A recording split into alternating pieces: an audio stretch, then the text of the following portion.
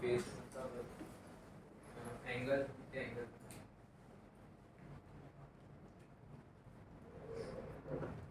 तुम बताओ direction of face change कितने से चेंज होगा? फेस पाई से चेंज होगा और डायरेक्शन ऑफ याद रखो भाई, कितनी बार बता तो दिया, पिछली बार क्वेश्चन कराए थे परसों नरसों। याद रखो, बैठो चलो। क्या होता है जब रिजिड एंड से टक्कर खाती है तो वहां पे क्या होती है, डायरेक्शन भी क्या होती है, चेंज, और साथ साथ फेस भी चेंज। फेस कितने से होता है? फेस चेंज होना मतलब क्या, पाई का ऐड कर देंगे। बच्चों सीख लो, अभी आखिरी मौका है। तो ये इंसिडेंट वेव की क्या है हमारी इक्वेशन। अब जिन लोगों को नहीं आता भाई, आप लोग देखना ये किसकी इक्वेशन है, रिफ्लेक्ट। तो एम्पलीट्यूड को अभी मैं छोड़ देता हूँ।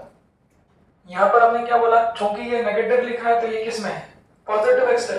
तो जब रिफ्लेक्ट होगी तो यहाँ पे कितना आएगा, साइन। क्या ये सेम रहेगा? पॉइंट क्या है, रिफ्लेक्शन रिफ्रैक्शन में फ्रीक्वेंसी कभी चेंज नहीं होती। तो सिर्फ किस में चेंज करते हैं, तो ये क्या होगा, 8 पाई टी, पहला चेंज बोलो, ये माइनस की जगह कितना आएगा, प्लस 2 पाई एक्स अपॉन 5, और साथ साथ पाई का फेज। तो ये डायरेक्शन चेंज करी, ये पाई का फेज डिफरेंस। एक और इस क्वेश्चन में चेंज करना है। एम्पलीट्यूड कितना बोला उसने, 2/3। तो पहला एम्पलीट्यूड कितना है, 0.09। इसका कितना कर दोगे, 2/3।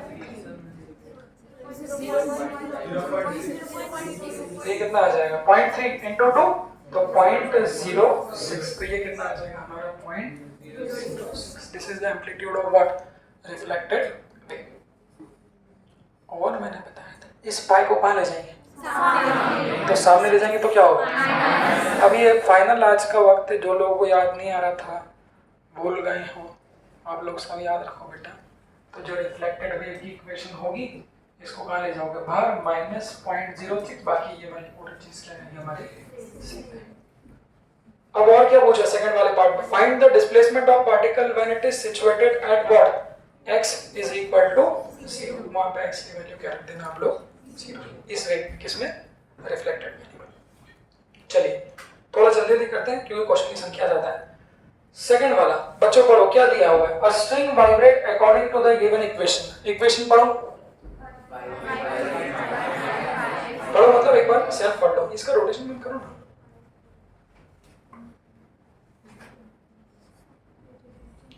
हाँ हाँ, सबसे पहले आप लोग मुझे बताइए, पढ़ के मुझे ये बताइए कि वो इक्वेशन किसकी है। देखो आज आप फाइनल सीखना है, ये ट्रैवलिंग वेव की इक्वेशन है या स्टेशनरी वेव की।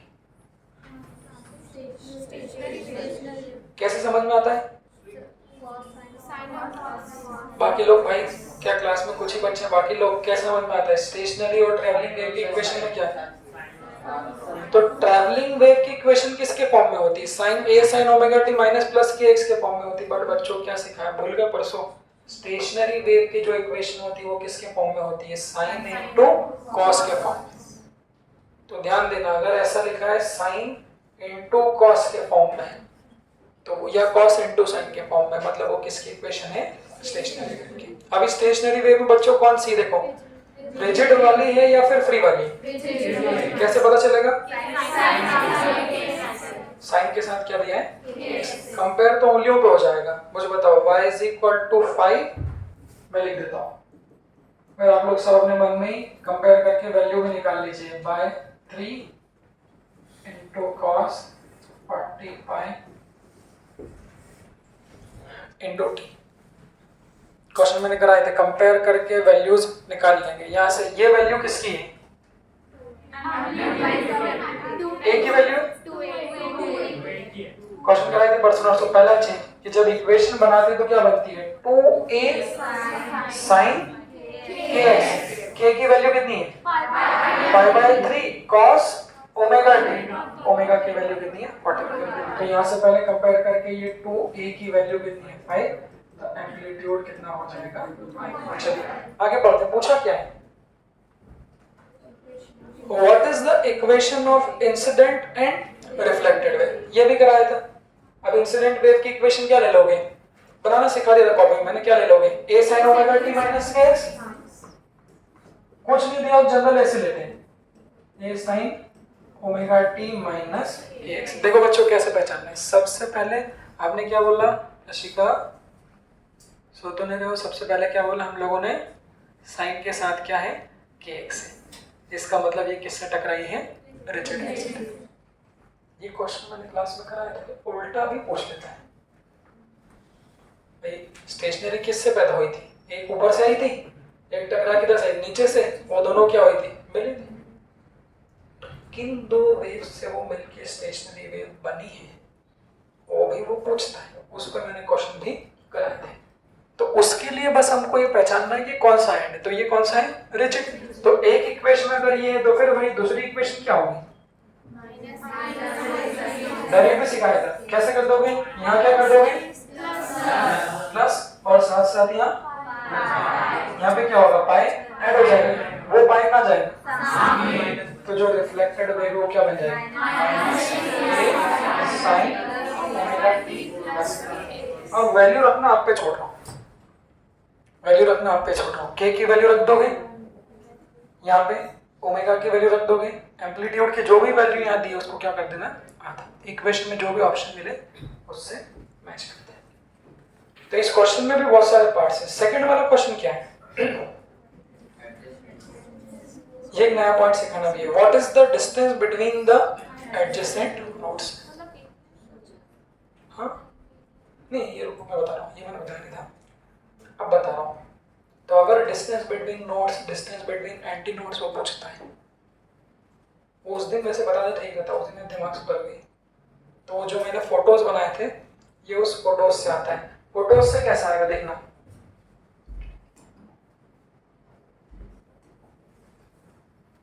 फोटोज से कैसे आएगा देखो बच्चों, सबसे पहले हमने क्या बोला कि भाई ये इक्वेशन पढ़ी, बारी बारी देखो, तो सर हमको याद आया साइन के साथ के एक्स है, साइन के साथ के एक्स है, तो हमने बोला क्या होगा, रिजिड, रिजिड एंड है तो रिफ्लेक्टेड में पाई का फेज डिफरेंस है। अब फोटो में बनाओ, अगर मैं फोटो बनाऊं स्टेशनरी वेव का स्ट्रिंग में, तो जब दोनों एंड रिजिड होते हैं तो फोटो कैसा बनता है, कोई सा बना लो, फंडामेंटल मोड में कैसा बनेगा, वो कम से कम दो करना पड़ेगा, कितनी वेव फॉर्म बनेगी, एक की दो, क्या आधी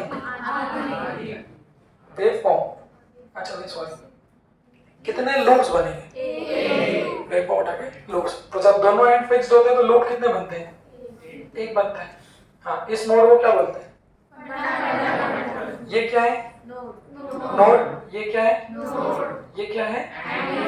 अब देखो बच्चों, अगर मैं आपसे पूछूं कि भले ही कोई भी फिक्स्ड हो कोई भी फ्री हो, उससे कोई फर्क नहीं पड़ता, अगर कोई पड़ोसी नोड और एंटी नोड के बीच की दूरी पूछे, नोड के पड़ोस में ऑब्वियसली क्या होगा, एंटी नोड होगा, तो चाहे कोई सा भी नोड हो, आप इसका अगला डायग्राम बनाओगे तो कितने लूप आएंगे, दो आएंगे, आएंगे कि नहीं आएंगे, उसका अगला बनाओगे तो तीन आएंगे, एक तरफ फ्री होता तो जितना उसको रिवाइज करोगे उतना कम है, एक तरफ फ्री होगा तो मिनिमम लूप कितने मिलेंगे, आधे, फिर तो भले ही कोई सा भी डायग्राम बना, नोड और एंटी नोड के बीच की दूरी सेम है, इसको थ्योरी में भी नोट कर लेना। दिव्या सब ठीक है, तुम गंभीर बैठते हो पर यार,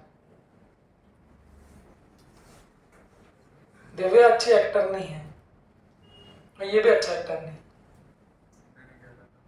तुम भी थोड़ा गंभीर बैठते हो, गंभीर समझते हो। हाँ तो पॉइंट ये रहता है जब टीचर के सामने बैठने वाले लोग सीरियस होते हैं, मैंने बोला ना मैं अपने एक्सप्रेशन से, जैसे वो हिंदी बच्चों को कहते हैं ना, प्यार करते हो तो बाय तो करो, भाई आप किसी लड़की को पसंद करो, कोई लड़का लड़की जो भी पसंद करते हो बयां एक्सप्रेस करते हो, वहां तो सारे तुम लोग भयंकर एक्सप्रेस करते हैं, वहां तो तुम सारा दिल निकाल के रख दो। और एंटी नोड के बीच की दूरी कितनी होती है, वो फिक्स्ड है, तो ये दूरी कितनी थी, ये कितनी कितनी वेव कितनी है, ये आधी है, तो अगर ये दूरी पूछते तो ये दूरी कितनी हो जाती, तो ये दूरी कितनी हो जाएगी, तो ये हर केस में ध्यान रखना, ये पूछते हैं। अब इसमें क्या, ये नीट के क्वेश्चन है, इस तरह से आप देखो प्रीवियस इनमें क्या है, वो पूछ लेंगे what is the distance between adjacent node and anti node, पड़ोसी पड़ोसी पूछेंगे तो जब पड़ोसी नोड और एंटी नोड के बीच की दूरी रटना भी नहीं है, देख के समझना है वो कितनी होगी हमारी λ/4। क्या बच्चों इस इक्वेशन से लैम्बडा निकाल सकते हो? कैसे निकालेंगे? लैम्बडा निकालना मतलब क्या निकालना है? के। अब तो प्रैक्टिस हुई कि नहीं भाई, के की वैल्यू कितनी है? π/3। उस के को कितना लिख दोगे? 2π/λ इज इक्वल टू कितना? π/3। कैंसिल हो जाएगा तो लैम्बडा की वैल्यू इतनी हो जाएगी। तो इस स्टेशनरी वेव के लिए अगर मैं पूछूं what is the distance between the node and anti node, तो आप क्या बोलोगे? λ/4 दैट इज 6/4 दैट इज 3। ऐसा वो कुछ भी पूछ सकता है, ठीक है। चलिए हाँ, थर्ड वाले में क्या पूछा है? हो ये देखो अच्छा क्वेश्चन है। What is the velocity of particle of a string at किस पोजीशन? एंड मतलब एक कुछ नहीं, इसको देख के लोग डर जाते हैं। उसने क्या दी है? x की वैल्यू दी है और क्या दी है? टाइम की वैल्यू दी। चलो मैंने क्या सीखा, पूछा क्या है? What is the velocity of a particle. यहां देखना, हाँ ये मैंने SHM में भी सिखाया था। यहाँ पर फिर से थोड़ा सा एक हल्का सा हाथ लगा देता हूँ। हाथ लगाना मतलब क्या है? ये y क्या था? डिस्प्लेसमेंट था। SHM में याद है फर्क SHM में और यहाँ पे क्या था? SHM में सिर्फ ये वाली चीज नहीं थी। SHM की जनरल इक्वेशन क्या थी भाई हमारी? इसीलिए वहां उसको डिराइव करना सिखाया कि कहीं भी अगर डिस्प्लेसमेंट की इक्वेशन दी हो तो वेलोसिटी निकालने का तरीका वही था। वहां पे sin ओमेगा t था, उसको क्या कर देते हम लोग? डिफरेंशिएट कर देते थे, dy/dt। यहाँ पर भी हम लोग क्या कर देंगे? डिफरेंशिएट। बट डिफरेंशिएट थोड़ा स्मार्टली करना। देखो डिफरेंशिएट किसके रिस्पेक्ट में करें? डिफरेंशिएट डिस्प्लेसमेंट को डिफरेंशिएट करोगे ना तो dy बाय क्या निकाल देते हैं? dt। मतलब टाइम के रिस्पेक्ट में बच्चों जब डिफरेंशिएट करते थे तो क्या मिलती थी? वेलोसिटी।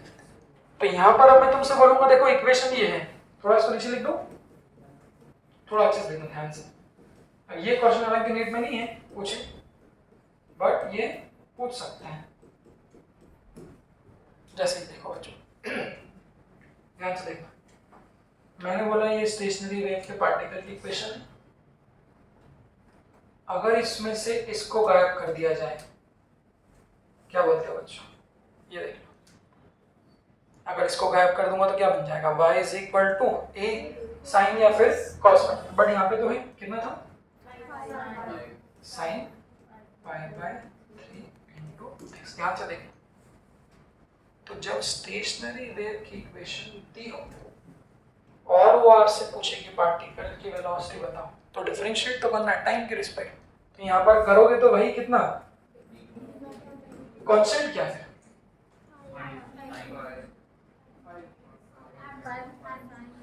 वो एक नई बात बता दी, वो अभी तक मैंने बताई। दिव्या बताओ कांस्टेंट क्या है यहाँ पे? क्यों बच्चों किसके रिस्पेक्ट में डिफरेंशिएट कर रहे हो? टाइम के रिस्पेक्ट में कर रहे हो भाई। तो जब टाइम के रिस्पेक्ट में डिफरेंशिएट करोगे तो सिर्फ टाइम वाले टर्म को ही क्या करते हैं? डिफरेंशिएट करते हैं। बाकी जो भी उसके अलावा अलग टर्म है उसको छोड़ देंगे। प्रशिका तो आप बताओ यहाँ पे आप कांस्टेंट क्या है? जब टाइम के रिस्पेक्ट में करेंगे तो इसी को डिफरेंशिएट करो तो बचा हुआ कांस्टेंट क्या है? सिर्फ 5 कांस्टेंट है क्या? ये बच्चे यहाँ गलती कर देते हैं। हाँ बैठो, क्या 5 के साथ साथ इसमें क्या आ रहा है? x। तो ये पूरी की पूरी टर्म कैसी होगी? कांस्टेंट। डिफरेंशिएशन कैसे करते हैं? कांस्टेंट को कुछ छोड़ते हो क्या? चलते हो कुछ क्या? नहीं। जीरो कब होता है? डिफरेंशिएशन किसी भी चीज का जीरो कब होता है? जब कांस्टेंट क्या हो? अकेला। हाँ अगर उसके साथ में कुछ मल्टीप्लाई में करोगे तो क्या होगा? उसको हार नहीं लगेगा। तो इस इक्वेशन को बच्चों जब डिफरेंशिएट करोगे तो समझ लेना जो ये ऑरेंज वाला है, जब टाइम के रिस्पेक्ट में करोगे तो ये x वाली टर्म कैसी रहेगी? कांस्टेंट। तो इसको उंगली मत करो, 5 sin π/3x। देखना इसको कैसा रख दिया? सेक। अब ये आप जानते हो बच्चों cos का डिफरेंशिएशन क्या होगा? पहले भी सिखाया, कितना होगा? माइनस साइन अंदर क्या है? 40/t और किससे मल्टीप्लाई कर? t का कोएफिशिएंट कितना है? 40 पाई, इस 40 पाई से क्या कर देंगे बाहर, थोड़ा सा हल्का सा मेहनत का काम है, बट ये पार्ट भी आप देख लो। तो 40 पाई से मल्टीप्लाई करोगे तो कितना हो जाएगा, यहाँ लिख दोगे कितना, 40 पाई कितना हो जाएगा, ये 40 पाई किससे मल्टीप्लाई होगा, इस 5 से हो जाएगा, क्या बोलते हो, तो कितना हो जाएगा 5 इंटू 40 मतलब 200 पाई, ये भी सेम लिखे रहेगा और ये भी सेम। अगला पेज ले लूं, तो वेलोसिटी की इक्वेशन देखना क्या बनेगी, मुझे बताना क्या ये बनेगी, क्या ये आगे लिखा जाएगा, इधर कितना है साइन, वो कितना है 3 ना, पाई बाय 3x और cos का डिफरेंशिएशन भी कितना है साइन 40। इसको मुझे बताओ अच्छे से इत्मीनान से, ये एक नई चीज क्वेश्चन से हम लोगों ने और सीखी, पहले सेशन में बताया था, ध्यान रखना। बस यहाँ पे ध्यान रखने वाली बात क्या बच्चों, कि स्टेशनरी वेव जो होती है वो किसके फॉर्म में होती है, साइन इनटू कॉस के फॉर्म। जब उससे वेलोसिटी ऑफ पार्टिकल निकालोगे तो सिर्फ टाइम वाली टर्म को डिफरेंशिएट करते, एक्स वाली टर्म को डिफरेंशिएट नहीं करते, बाकी तरीका से कॉस का साइन कोएफिशिएंट बाहर आ जाएगा बस। तो ये इक्वेशन किसकी थी देखो बच्चों, डिस्प्लेसमेंट की थी, तो इसको डिफरेंशिएट करके ये इक्वेशन किसकी मिल गई, वेलोसिटी। अब किस टाइम पे पूछा है, किस टाइम पे पूछा है, एट t की वैल्यू किस पे, 9/8 पे, और एट x की वैल्यू किस पे, एक काम रखो कितना आएगा फिर, आंसर देख लियो। अगर यहाँ 1 की वैल्यू, x की वैल्यू 1.5 रखूंगा तो इसके अंदर कितना आ जाएगा, कितना आ जाएगा -200 पाई तो बाहर है, साइन यहाँ x की वैल्यू बच्चों रखोगे 1.5 तो कितना है, कैसे 1.5 अपॉन 3,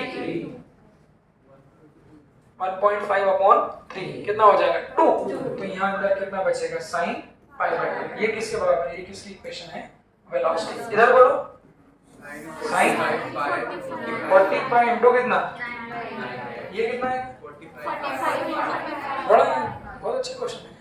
तो 8 कितना हो जाएगा 1 जा, और 8 कितना हो जाएगा, तो बच्चों इधर वाली पूरी चीज तो सेम बनेगी, मेरे को बताना यहाँ कितना हो जाएगा, 5 9 जा 45। क्या साइन को पाई पसंद है, अब प्रॉपर्टी ट्रिग्नोमेट्री क्या बताया था, साइन को क्या पसंद नहीं है, मतलब कोई सा भी मल्टीपल, जो लोग उस समय नहीं थे इधर वाले बच्चों के भाई, तुम तो हालांकि आते बहुत बहुत दिनों बाद हो, पहली बार यार, ये पहली बार शायद था ना भाई, पानी दे सकते हैं, पानी दो ना, कोई अच्छा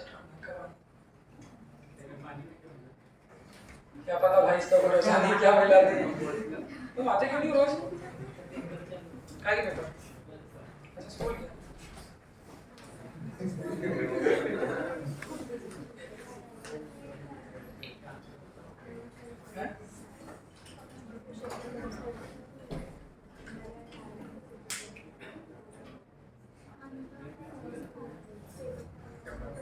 साइन की एक प्रॉपर्टी होती है, साइन के साथ कोई सा भी मल्टीपल अगर पाई बाय 2 का आता है तो वो उसे क्या होता है, पसंद नहीं होता। कॉस को क्या पसंद नहीं था, ये इन्हीं ने बताया था यहाँ पे, साइन को पाई पसंद नहीं है, कॉस को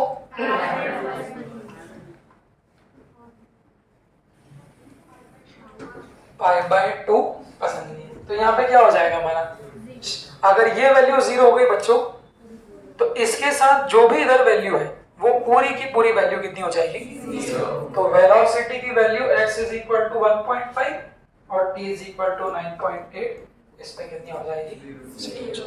देख लीजिए सर, इसलिए स्टेशनरी वेव में वेलोसिटी 0 है, ये पार्टिकल की है, ये पार्टिकल की, वो पूरी वेव की होती है, तो पूरी वेव की तो हमेशा 0 ही रहती है, ये पार्टिकल की जब डिफरेंशिएट करके निकालते हैं, पहले बताया था ऐसे चल में बताया था, डिफरेंशिएट करके जो निकालते हैं वो वेलोसिटी पार्टिकल की होती है, और जो ओमेगा वाई की होती है वो वेव की होती है। हाँ चलिए अगला क्वेश्चन निकालो, ये क्या आ गया, जानते हो? हाँ ये वही है। हाँ, थर्ड क्वेश्चन पढ़ो, थर्ड वाला पढ़ो। ओ ओ थर्ड वाला पढ़ो।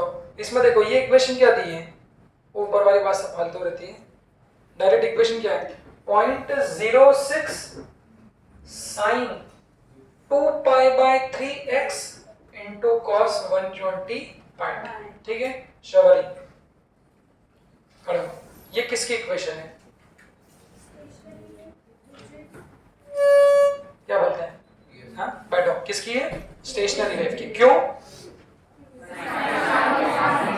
इक्वेशन देख के बजाओ भाई। नीट में सुन लो, अभी तो पढ़ रहे हो, नीट में ये क्वेश्चन थोड़ी ना बोलेगा this is from this topic. वहां तो मिक्स्ड रहेगा भाई, एसएचएम भी रहेगा, वेव्स पूरा मिक्स रहेगा, सारे 30-40 चैप्टर होंगे। तो पहले तो ये समझ में आना चाहिए कौन से टॉपिक का है। तो ये स्टेशनरी वेव, वो भी कौन सी? रिजिड। आगे बढ़ाओ, क्या क्या दिया है? The length of string is what? 1.5 metre और मास इस पूरे बिगनर वर्क में पूरा वेव यूज हो जाएगा। पूरा शुरू से जो पढ़ा है सब कहीं ना कहीं कुछ ना कुछ क्वेश्चन में इस्तेमाल होंगे। तो बच्चों क्या दिया है? लेंथ ऑफ स्ट्रिंग दी है, और क्या दिया है? मास दिया है। जिन लोगों ने अभी तक नहीं सीखा उनके लिए एक और मौका है। आगे पढ़ो, क्या दिया है? Answer the following questions. 3-3 question है, हर क्वेश्चन में 3 क्वेश्चन है। सबसे पहला क्या है? Does the function represent a traveling or stationary wave? क्या आंसर होगा? ठीक है। उसके बाद में what are the wavelength, frequency and speed of each? उस each पे मार्क करना। नहीं तो आप बोल सकते हो सर आपने तो पढ़ाया था कि स्टेशनरी वेव की वेलोसिटी 0 होती। भाई मैंने क्या सिखाया? स्टेशनरी वेव किससे मिलके बनी होती? जो भी उस लेक्चर में 2 से मिलके बनी ना। इंसिडेंट आएगी, रिफ्लेक्ट होगी। उन दोनों वेव की वेलोसिटी 0 नहीं भाई। एक ट्रैवलिंग वेव इंसिडेंट हुई, दूसरी ट्रैवलिंग वेव क्या हुई? रिफ्लेक्ट हुई। तो उन दोनों से मिलके जो स्टेशनरी बन रही है, वो स्टेशनरी वेव की वेलोसिटी कितनी होगी? 0। पर बच्चों सेकंड वाले पार्ट में किसकी पूछी है? हाँ, ईच वेव की। तो ईच वेव की वेलोसिटी मतलब वही जो हम लोग करते थे ω/k, निकाल देना। अभी आप लोग कर लोगे। थर्ड पार्ट मेरे को सिर्फ बताइए, determine the tension in the string. इस पूरे चैप्टर में एक ही फॉर्मूला जिसमें टेंशन आता है बस। तो वो क्या लिखोगे? तो velocity of a wave is equal to under root T/μ। क्या बोलते हो बेटा प्रक्षिका? ये होता है? झूठ मत बोलना। अंडर रूट क्या होगा? T/μ होगा। तो उसने क्या बोला? टेंशन निकालो। और पहले भी क्वेश्चन दिए, इस वेलोसिटी ऑफ वेव को क्या लिख दोगे? ओमेगा कितना है? कौन सा क्वेश्चन करा रहा हूं भाई? थर्ड वाला। ओमेगा कितना है? 120 और के की वैल्यू कितनी है? 2π। जो लोग भाई जवाब नहीं दे रहे, इसका मतलब मैं यही समझूंगा कि आप लोग या तो एब्सेंट थे या फिर कहानी में गड़बड़ है। तुम तो ईमानदारी से बाहर बैठ गए थे। सही तो स्टेशनरी वेव। हाँ वही तो मैं कह रहा हूँ, सुनो। अगर स्टेशनरी वेव की वेलोसिटी बोलता तो वो कितनी आती? 0। बट वो जिनसे मिलके बनी है ईच वेव, उनकी जो वेलोसिटी होगी वो तो होगी ना कितनी? ω/k। तो वो ω/k को T/μ के बराबर की। ठीक है, चलिए अब फोर्थ वाला आपको होमवर्क लिख लो। कौन कौन सा होमवर्क है? आज का होमवर्क लिख लो। फोर्थ वाला आपका होमवर्क है, फिफ्थ वाला आपका होमवर्क है,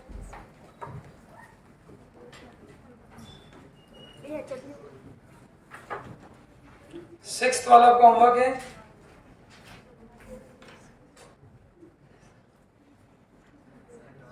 वही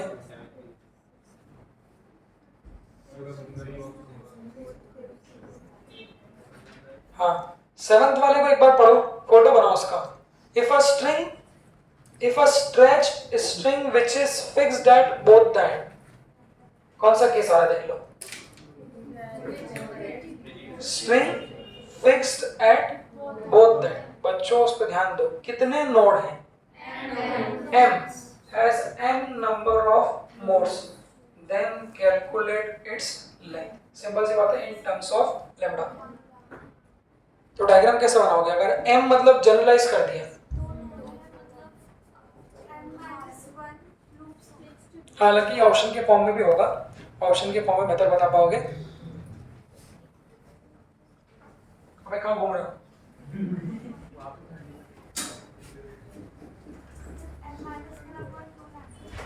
n माइनस 1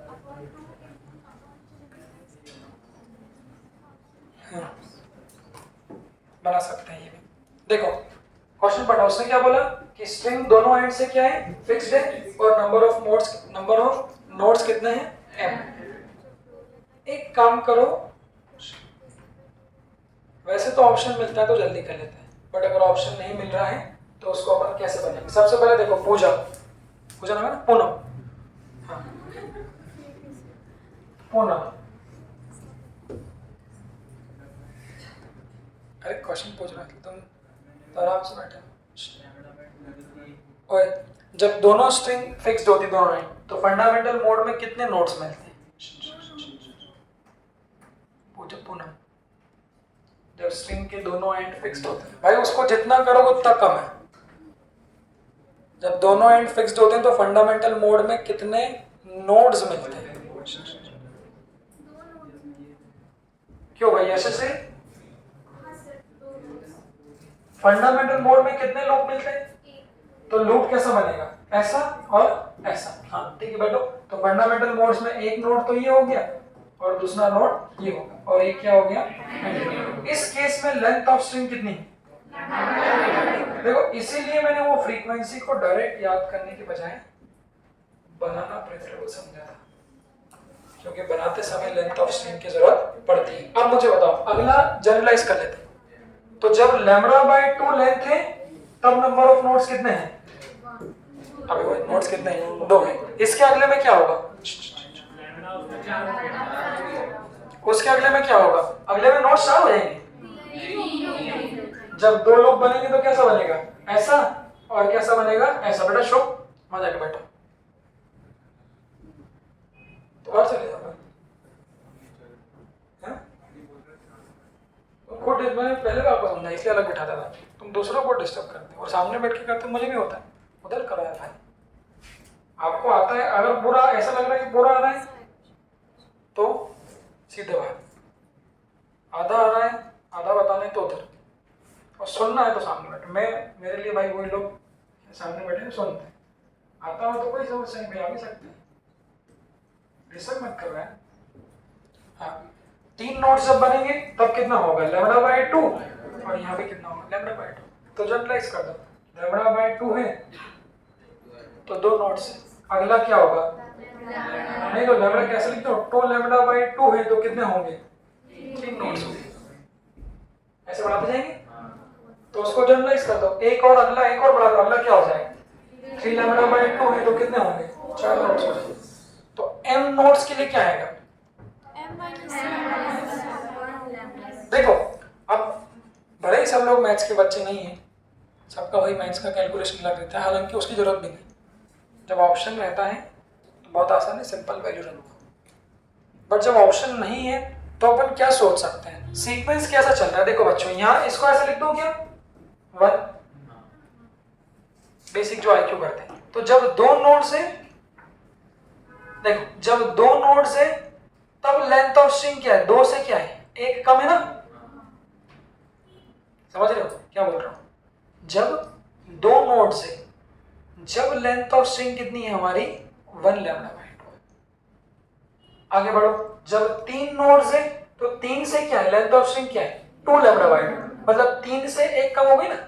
ऐसे ही जब 4 है, 4 नोड्स है तब लेंथ कितनी है? 3। अगला क्या होगा?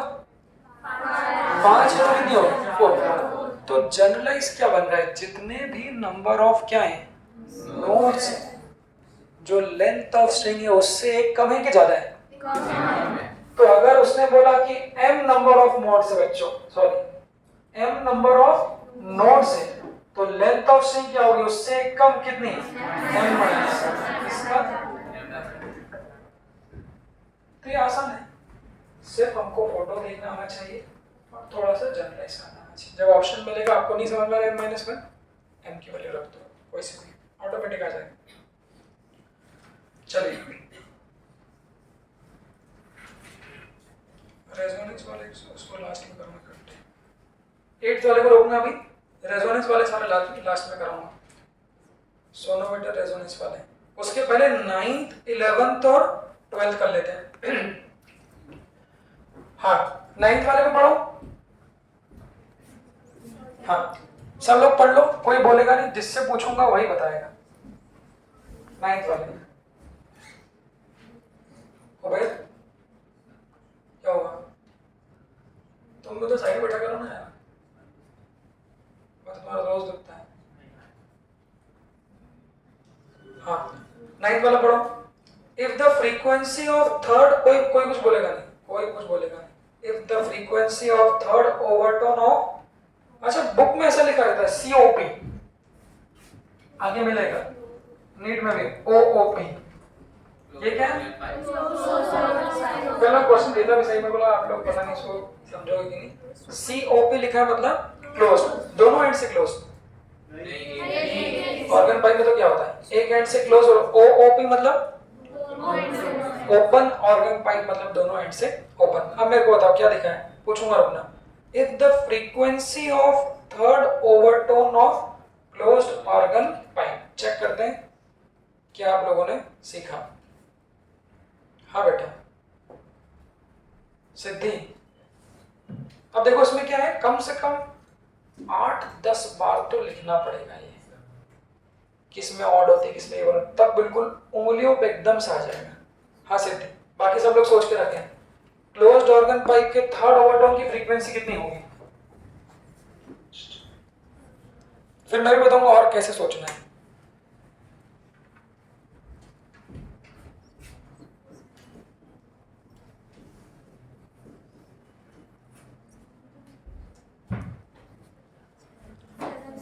हाँ बैठो, कैसे देखते हैं, देखो बच्चों कुछ नहीं, तुम लोग प्रॉब्लम बताओ क्या सुनो।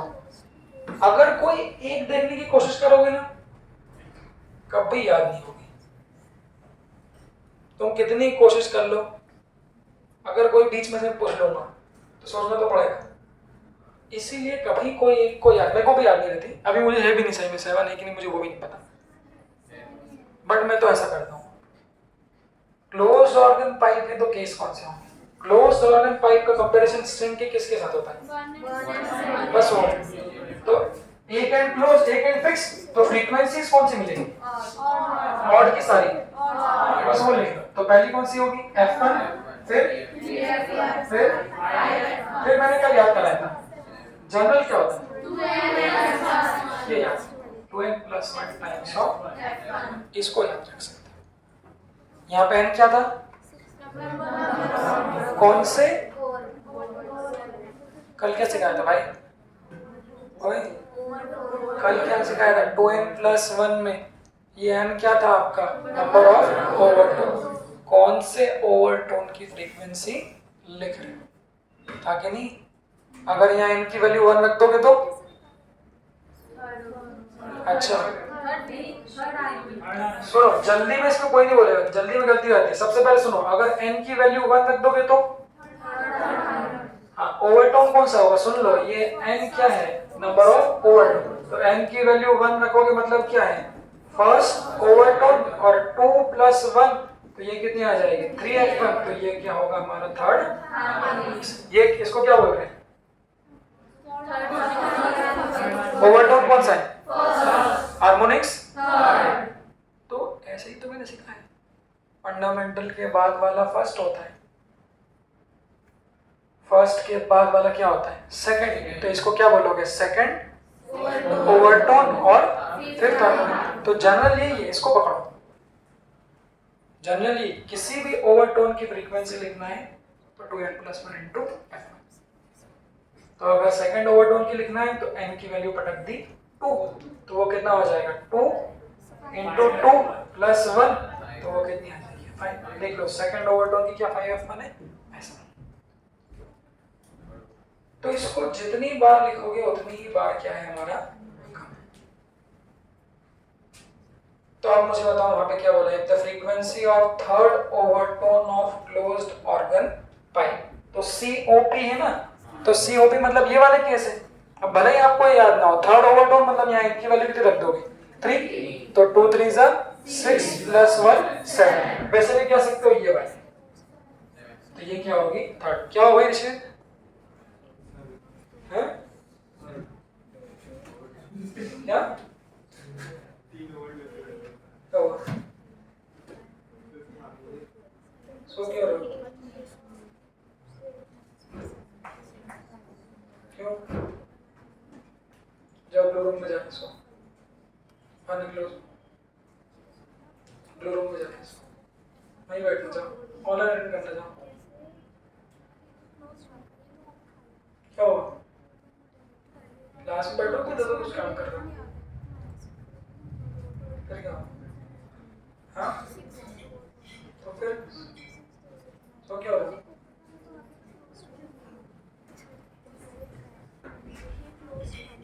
हाँ क्या बोला उसने? If the frequency of third overtone किसके बराबर है? अबे ध्यान होना चाहिए, जो लोग क्लास में बैठ के भी इधर उधर ध्यान है, इसमें मतलब आपसे बड़ा लापरवाह कोई नहीं। सिलेक्शन की उम्मीद मत करना बिल्कुल भी। आप बाहर उससे बात करते हो, पूछते हो क्या करना है क्या नहीं करना है, यही आपकी कमी है। क्लास में आप ध्यान नहीं दे पा रहे हो, मैं सामने खड़े होकर समझा रहा हूँ, तभी आपका फोकस अटेंशन उधर सो रहे हो, उधर हेड डाउन कर रहे हो, ये कर रहे हो, XYZ जो भी कारण रहा है, तो फिर कैसे उम्मीद करेंगे भाई सिंसियरिटी? क्यों रशीद? इन लड़कियों को इसलिए तो कह रहे हैं, इनको ऐसा थोड़ी ना, इनको नहीं आता है, बड़ी सिंसियर है इनकी सिंसियरिटी ही बस ये, बाकी सब तुम लोग भी अच्छा करते हो, ये भी ठीक कर रहा है, सिंसियर हो गया काफी। तो ये क्या सिंसियरिटी आपकी? हेड डाउन कर रहे हो, ये कर रहे हो, वो कर रहे हो, कहाँ हो हिमांशु? यहीं बैठे। सिंसियर हो भाई, डिस्कशन के दौरान ही तो समझ में आएगा कि क्या क्या पॉइंट अपने को आ रहे हैं, क्या क्या नहीं आ रहे। तो ये क्या हो गया क्लोज? ये फ्रीक्वेंसी किसके बराबर है? फ्रीक्वेंसी ऑफ सिक्स्थ ओवरटोन किसका?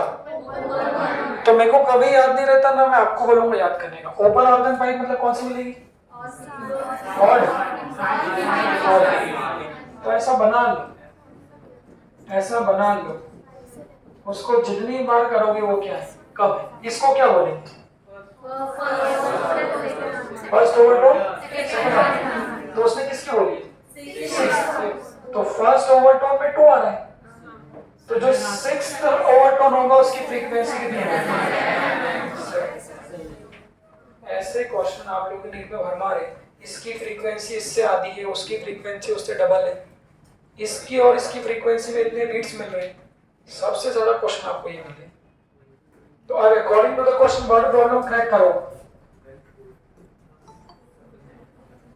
सुनो, वर्ड प्रॉब्लम क्रैक करो, इसमें गड़बड़ होगी, बता रहा हूं क्या, वो भी सुनना। किस किस की फ्रीक्वेंसी सेम है? इसके थर्ड ओवरटोन की और किसके? इसके सिक्स्थ ओवरटोन की, दोनों की फ्रीक्वेंसी क्या है? सेम। इसको कह रहे हैं वर्ड प्रॉब्लम क्रैक करो। मैं ऐसा भी कह सकता हूं, ध्यान से सुनना, इसके ये ओवरटोन की फ्रीक्वेंसी उसके वो ओवरटोन की डबल है या उसके आधा है। तो इनमें क्वेश्चन कैसे पूछते हैं? अकॉर्डिंग टू द क्वेश्चन, देखना क्या सही लिख रहा हूं, फ्रीक्वेंसी ऑफ थर्ड ओवरटोन किसकी? COP, that is equal to frequency of sixth overtone किसकी? ओ। अब यहाँ पे गड़बड़ होने वाली, वो बता रहा हूँ क्या। हाँ तो ये कितनी लिख दी? ये कितनी आएगी हमारी? ये कितनी आएगी? 7F1, और ये कितनी आई? 7F1। तो आगे बढ़ो, ये तो जब दोनों को इक्वल करोगे तो फिर तो ऐसा आ जाएगा।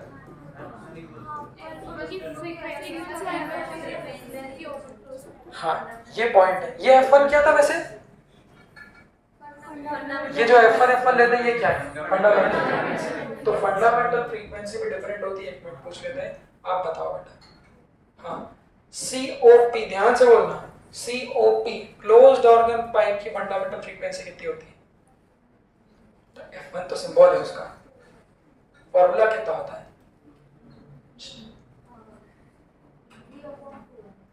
ठीक है नंदनी, सर F1 की उसको क्वेश्चन में कैसे यूज करना है डिस्कशन कर रहे हैं। हाँ आप बताओ हाँ we at क्या होती है 12 की बोली। सर क्लोज के लिए हाँ। 3/4 बैठो कैसे कंपेयर करना है वही बताया। जब ओपन होता है उसका कंपैरिजन किसके साथ करते हैं? दोनों एंड किसके साथ में? रिजिड। ऐसे याद रखो भाई, जब दोनों एंड रिजिड होते हैं तो डिनोमिनेटर नीचे फैक्टर क्या आता है? 2l आता है। और 2l क्यों आया था ये भी समझाया था, क्योंकि जब दोनों एंड रिजिड होते हैं तो एक लूप बनता है। एक लूप बनता है तो लेंथ ऑफ स्ट्रिंग कितनी बनती है? λ/2। ऐसे कंपेयर करना। तो ओपन ऑर्गन पाइप और दोनों एंड फिक्स, दोनों केस में फंडामेंटल फ्रीक्वेंसी भी अपॉन 12 होती है। और क्लोज्ड ऑर्गन पाइप और एक एंड फिक्स्ड में आधा लूप बनता है ना, तो वहां कितनी होती है? अपॉन 4। तो अब इसको ध्यान से देखो, ये तो जब क्लोज्ड ऑर्गन पाइप के थर्ड ओवरटोन की फ्रीक्वेंसी लिखी, ठीक है, तो वो कितनी है? 7 टाइम्स ऑफ फंडामेंटल। तो वहां कितना लिखा आएगा? ये गलत होगा। वहां कितना लिखा आएगा हमारा? 7 टाइम्स ऑफ फंडामेंटल फ्रीक्वेंसी किसकी? सीओपी। तो सीओपी की फंडामेंटल फ्रीक्वेंसी कितनी होगी? V 2 की 4l1 that is equal to what? 7 times of ये क्या है? ओपन ऑर्गन पाइप है ना, तो ओपन ऑर्गन पाइप की फंडामेंटल क्या होगी? V/2l2। और बोलो ये V क्या था? दोनों बताए थे। तो ऑर्गन पाइप्स में क्या बनाते हैं? देखो ये पूरा कोरिलेट करने का पॉइंट है। ऑर्गन पाइप्स में क्या बनाते हैं? Stationary wave. और मैंने बताया था स्टेशनरी वेव भी दोनों बन सकती है। एक किस में बन सकती है? ट्रांसवर्स में। और एक किस में बन सकती है? लॉन्गिट्यूडनल, मतलब साउंड। तो कल क्या सिखाया था कि ऑर्गन पाइप में हम लोग क्या करते हैं? साउंड में स्टेशनरी वेव बनाते हैं। और जो स्ट्रिंग वाले केस बताए थे बोथ एंड फिक्स, वहां पर क्या करते हैं? स्ट्रिंग में बनाते हैं। फिर सुन लो, रिवाइज फिर कर। तो ऑर्गन पाइप में बच्चों जो V आता है, फिर रिवाइज कर लेना, this V is the velocity of sound. और लिखा है भी तो वेलोसिटी ऑफ साउंड को कितना लिखते हैं? Under root gamma upon n। हालांकि यहाँ भी कट गया है तो कोई दिक्कत नहीं। और स्ट्रिंग में बनाते तो इस V को क्या लिखते हैं? Under root d/। तो अभी तो यहाँ पे कट जाएगा क्योंकि दोनों जवाब पाए। तो बस यहाँ से किसका रेशो मिल जाएगा? अच्छा ये लेंथ किसकी है? हाँ, तो length of the close organ pipe और ये लेंथ किसकी है? Length of the open. किसका रेशो पूछा है? तो 7/4lc that is equal to 7/2l। अच्छा 7 भी कट जाएगा ना, 7 7 2 से 2 भी क्या हो जाएगा? कैंसिल। तो कितना आ जाएगा? lc/l को बराबर।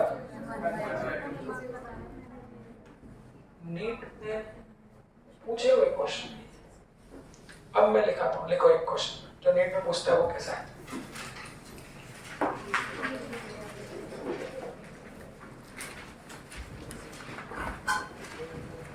ये इतने स्कोरिंग है भाई, नीट में 8 नंबर मैटर करते हैं।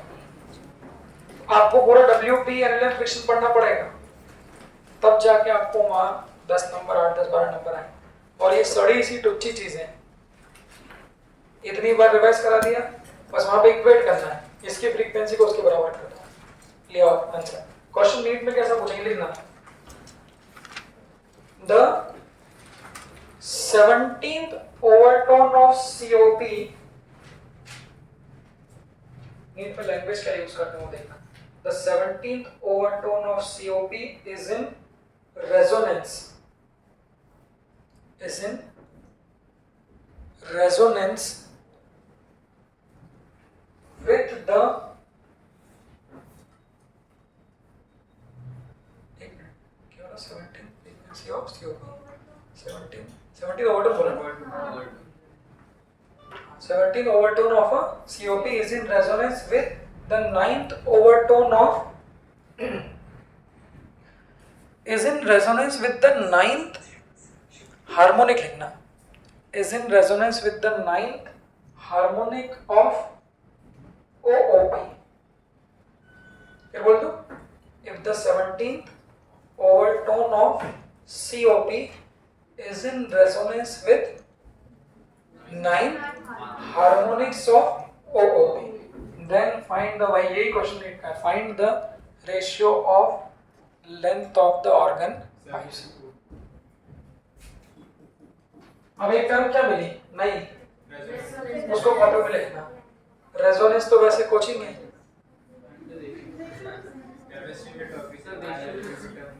Find the ratio of length of closed upon length of open. एक मिनट आप लोग इसको कर लेना. हाँ, एक मिनट इसको कर लेना. पहले एक चीज कॉपी में लिख लो. What is the term resonance? ये आपको मिलेगा केमिस्ट्री में. बताओ रेजोनेटिंग स्ट्रक्चर.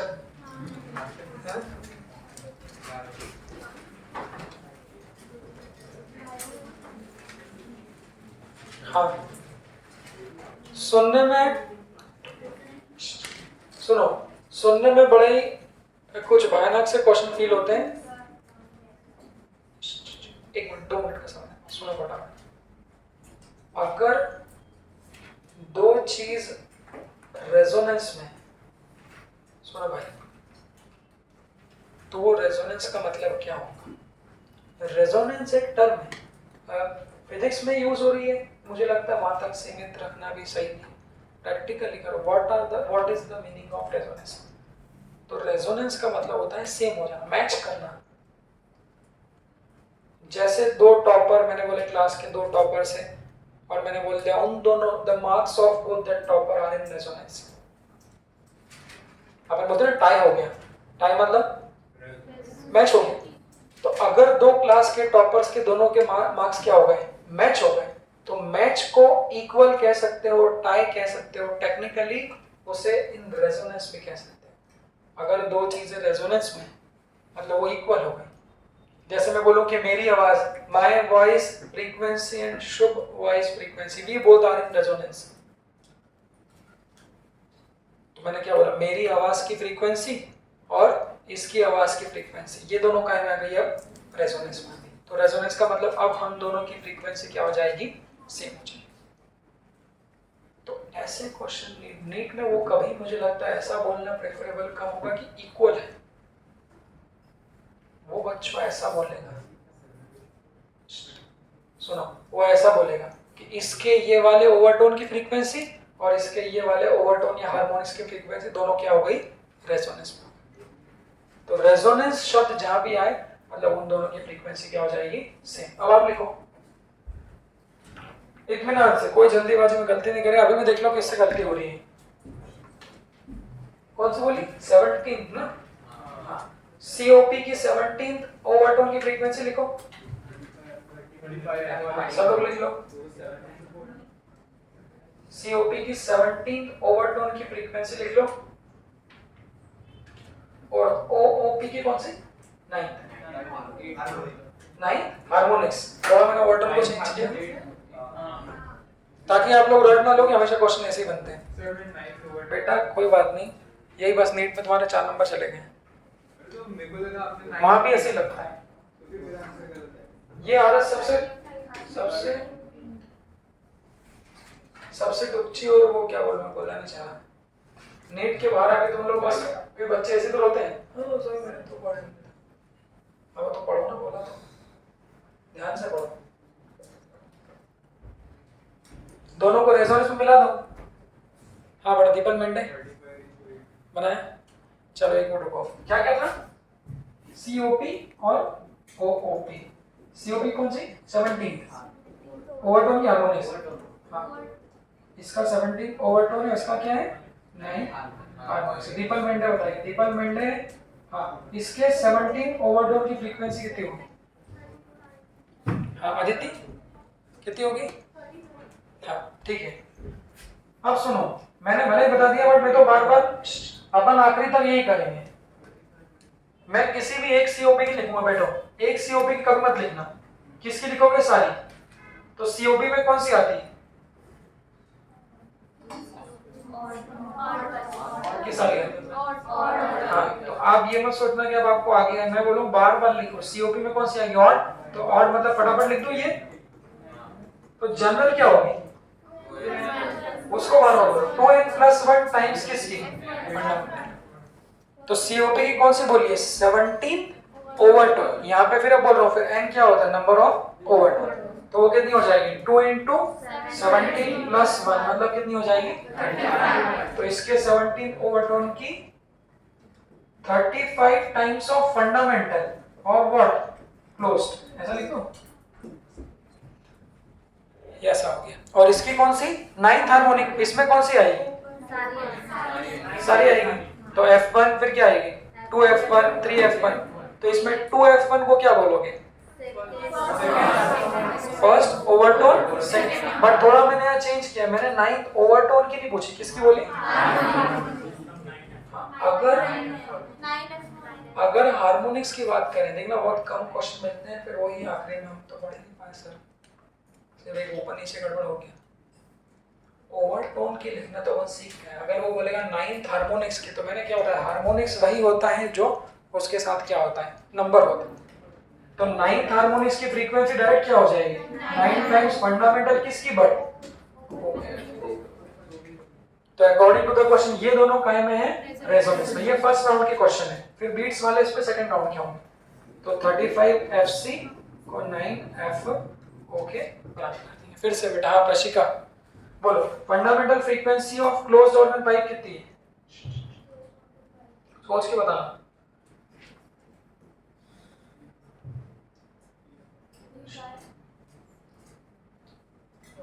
कि 2 है। कंपैरिजन किसका है, क्लोज्ड ऑर्गन पाइप है, तो कंपैरिजन किसका है, ओपन के साथ। तो वो क्या आएगा, आधा लूप, तो वहां क्या आएगा, V/4LC that is equal to, इसकी ओपन है तो दोनों end fix, that is equal to V/2 of L। V से भी क्या हो जाएगा, ऐसे बैठ जाओ, सॉल्व करो। कितना है वैसे 35/88। वो रेशियो आप लोग देखिए। तो पहले राउंड के क्वेश्चन ऐसे बनेंगे। अब मुझे बता लो 11th वाला भी ऐसे ही है, 2 सक्सेसिव फ्रीक्वेंसी। हाँ हाँ हाँ हाँ हाँ। 12th वाला पढ़ना मतलब खुद रीडिंग करो।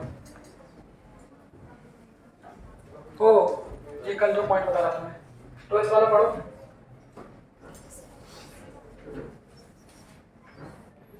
आज आप लोग नीट में भाई 4 नंबर तो कमा के जाओगे, 4 या फिर 8, वैसे 4 की संभावना है 100%। एक क्वेश्चन इस बिगनर बॉक्स में से आएगा, आप लिख के रख लो, बाकी किसी में से आए नहीं है। लिख के रखना, तारीख पे लिखना, समय पे लिखना है। ये रटना मतलब वैल्यू नहीं आएगी, वो टाइम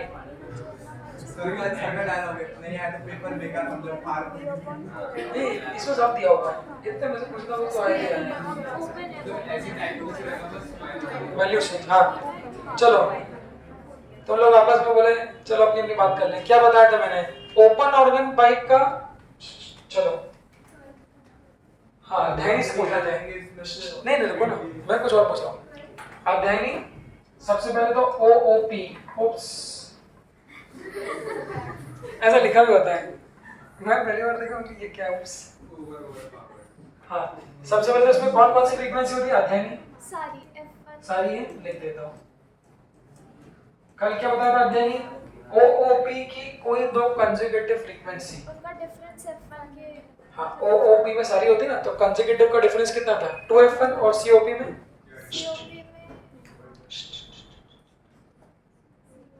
धीरे, इसमें धीरे बोलो, एकदम जल्दी नहीं। हाँ 2F1 होगी। हाँ COP में कौन सी होगी, F1 फिर 3F1 फिर क्या होगी, तो कल कराए थे ना, बैठो वो क्वेश्चन नहीं है कि कोई भी 2 कंसेक्यूटिव फ्रीक्वेंसी जब सारी मौजूद होगी तो पड़ोसी का जो डिफरेंस होगा वही क्या होगा, फंडामेंटल के बराबर होगा। बट जब COP होगा तो किसके बराबर होगा, तो अब पढ़ो 12th वाला क्वेश्चन क्या दिया है। अब सुनो, ये सब फालतू बातें हैं।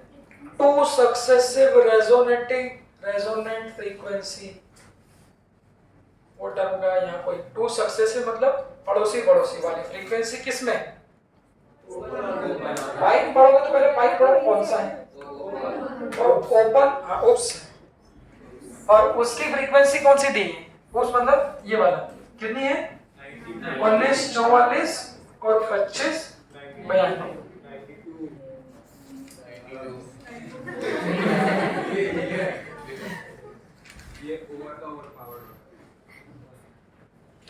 पूछ के तो जाते ही नहीं, और कहीं भी जाते हो तो ये चीज। तो सीसी सर अपनी क्लास का बोलते होंगे, क्या उन्होंने ऐसा बोला क्या अभिनव सर से कुछ?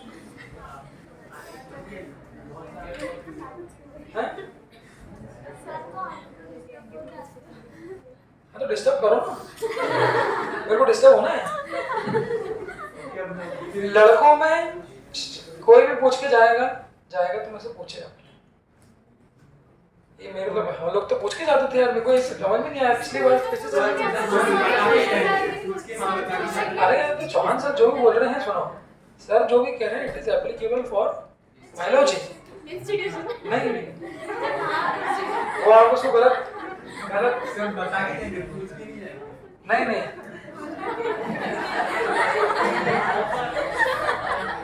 मेरे को तो ये बाकी समझ में नहीं आती, बता के जाएंगे या जाएंगे मतलब बता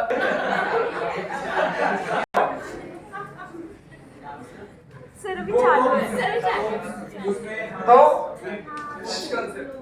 सुनो, तो मैंने क्या बोला था, दो कंसेक्यूटिव, ओ बेटा आ जाओ, हो गया अपना कैमरा चालू हो गया।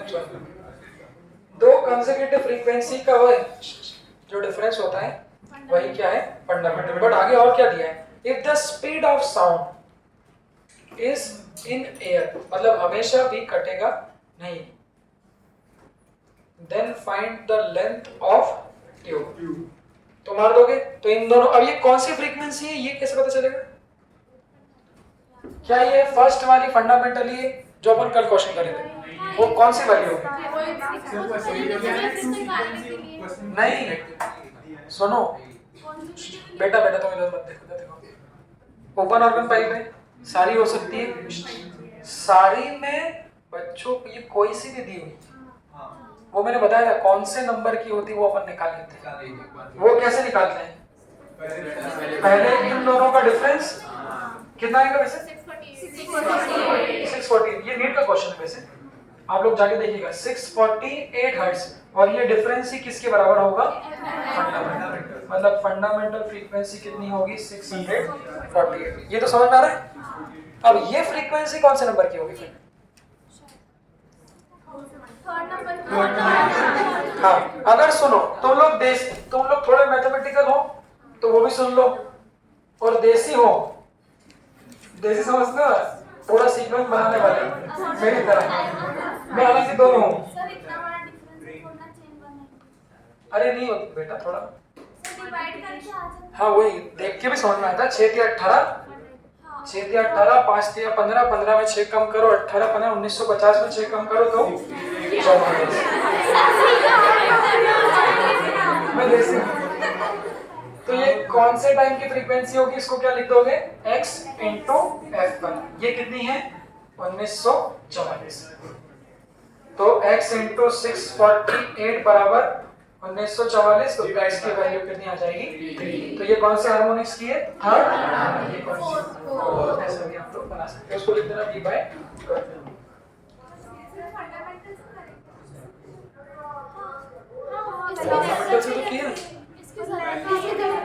अरे मैं पूछ रहा हूँ, मैंने क्वेश्चन बना के अगर पूछे कि ये कौन से वर्ड है उनकी तो उसमें मैंने ऐड किया। चलो अब आज तारीख क्या है, 31 मार्च है, टाइम क्या हुआ है, हाँ लो 4:30 पे आज इसके क्वेश्चन और लूंगा, सभी लोग मौजूद हो जाए, जाओ फटाफट भगवान यहाँ से। ये क्यों, क्योंकि आज 31 को मैं ये खत्म करना चाह रहा था। 40-45 मिनट का और डिस्कशन रहेगा, अभी ऊपर जाओ बच्चों। 4:30 पे सब लोग आएंगे, अपन लोग ले लेंगे, नहीं ऑनलाइन।